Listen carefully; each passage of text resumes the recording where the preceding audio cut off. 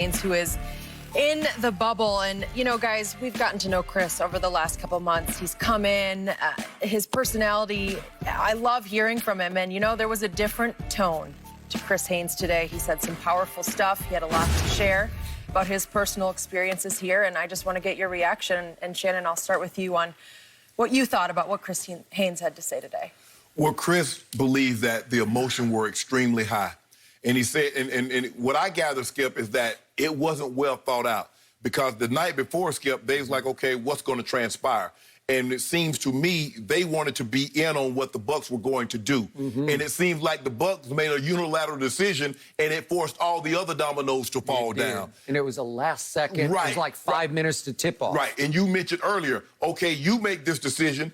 Orlando, they're warming up. The other team is probably getting ready. They're getting stressed, getting ready to, like, we're going to get ready to head to one of these gyms. I think it's two. I think it's two of them. It's two gyms, right? They got two. I think they're three. Three, okay. Yeah. They're like, we getting ready to the head. Thunder Rockets are getting ready. I think they were on site. Right. They were, because Westbrook, you could see him walking up and down the hall. So they're like, okay, we're doing this, and we just want to make sure we're cohesive.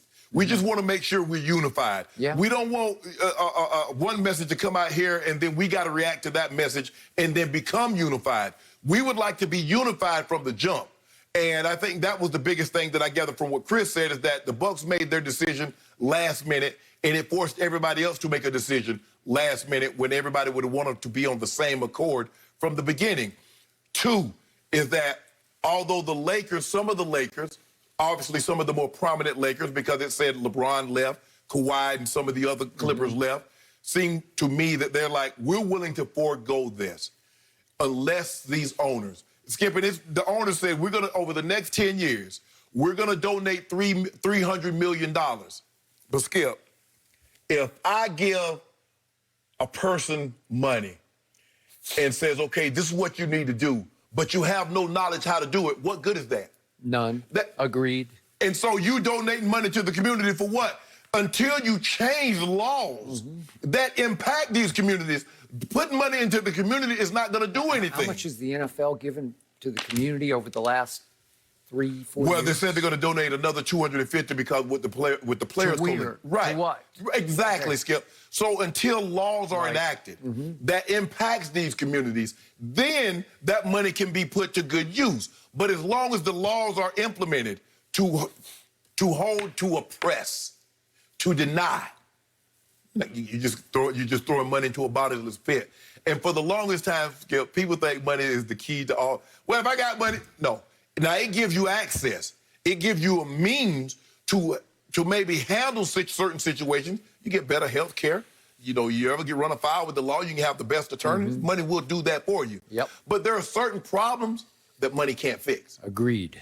It's leg work, it's elbow room, elbow grease, and it's in changing the laws that impact these communities. So Chris does not believe, he believes that this meeting today, since probably the games today will be postponed, but moving forward, probably Friday, Saturday, it'll be back business as usual. But I think the thing is, from what I gathered from Chris, there were some people disappointed that we postponed it, but we could have been more unified, got the message out. We're not playing today and not have to react to what the Bucks did hours earlier. Correct. The anger, the raw emotion last night was caused in part by the Bucks just plunging into this decision 5 minutes to tip off. And it left everybody else in a bit of a lurch because they wanted to have a big press conference where everybody spoke. LeBron led the charge. And you'd have a lot of the players in the background say, yeah, we're unified. We're all for one and one for all. Right. And all of a sudden, one huge domino fell, and then they fell across sports last night.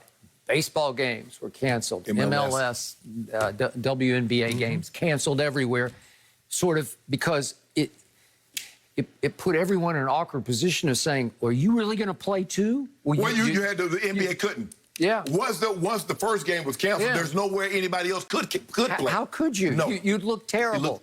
You'd look like you don't care. Correct. Right? Right.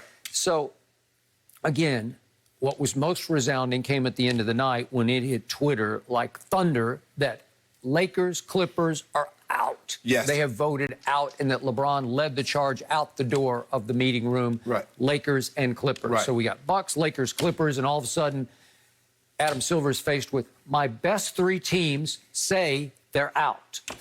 At least Chris said that maybe sleeping it off, cooler heads will prevail, and he's still not to the point where he really believes, not that it's an empty threat, but that Lakers and Clippers will not play the rest of the playoffs. He's indicated his gut feeling was, as you heard, that they will play. Correct. But that LeBron wants action. Right. He wants, and this blindsided everyone from the commissioner down to all the owners. I don't think anybody saw that coming.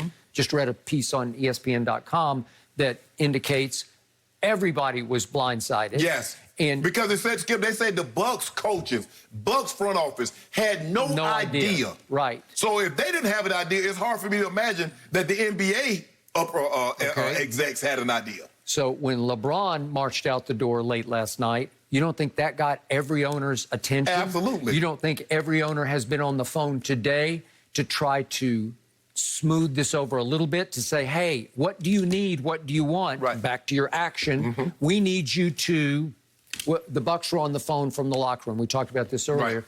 Right. They manage because they got some power in Milwaukee. Yeah. They've got some clout. Yeah, their owner got clout. I tell you, but without their owner helping to open the doors, they were on the phone from the locker room with the lieutenant governor and the attorney general of the state of Wisconsin. Okay, Right. well, it's a start, right? Yes. And then they said Andre Iguodala delivered a passionate speech last night at the meeting saying, hey, at least some things are happening. He said, does anybody in here know that there's a police reform bill that's going to be voted on in the state of California tomorrow? It's Friday. Right.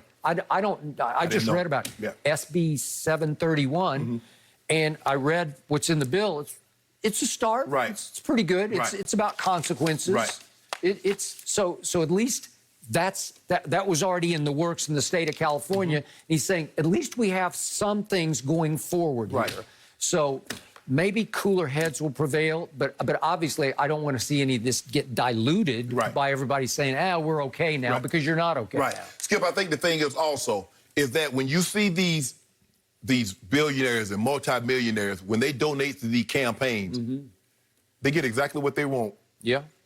The Congress people, they pass legislation on their behalf that's in the best interest of them. LeBron James says, NBA owners, when you donate to these campaigns, we want you to do the same thing. We want you to use your influence to get legislation passed for us. That's what we're asking. It's not good enough to say we're going to donate X amount of dollars over the next 10 years. No. The community, because the community, if I put a nice fancy building in a community that's still oppressed, what have I done? Because you get people that don't live in that community, that don't want to be in that community, that don't know how to talk to the people in the community, and then you get an escalation. And instead of a de-escalation, you get an escalation, and then you get 7 shots to the back. And then